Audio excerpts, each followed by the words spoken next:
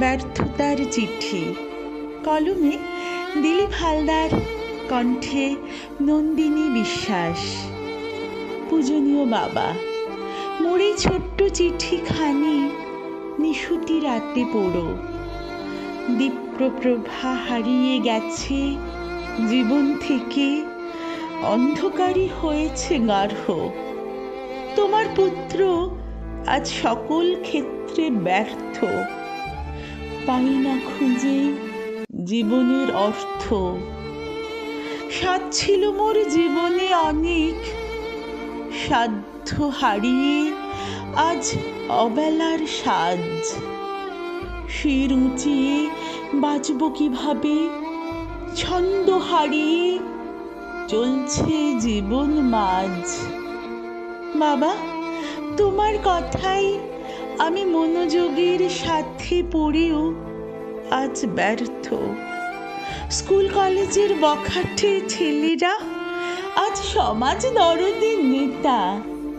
সমাজ সেবার আদর্শ নিয়ে আপন স্বার্থে দিয়েছে তারা মাথা।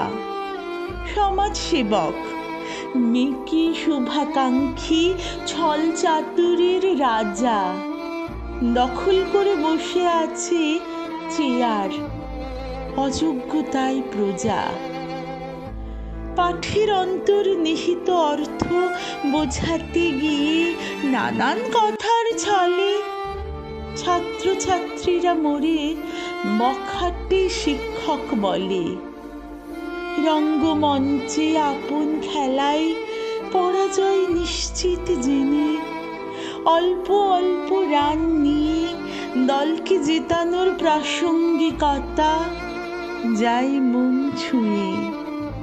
৬-৪ অপ্রয়োজনে না মারার জন্য আমি দল থেকে আজ বিতাড়িত। কঠোর পরিশ্রম, কঠিন অধ্যবসায় করেনি জীবন শোভিত।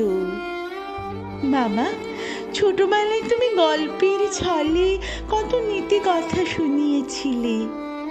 তখন যদি তুমি বলতে এই নীতি কথাগুলি কেবল বইয়ের সৌন্দর্য রক্ষা করে, তাহলে হয়তো বাস্তবে আমার জীবন গড়ে তুলতাম স্বার্থপর বাহুবলে বলিয়ান হয়ে।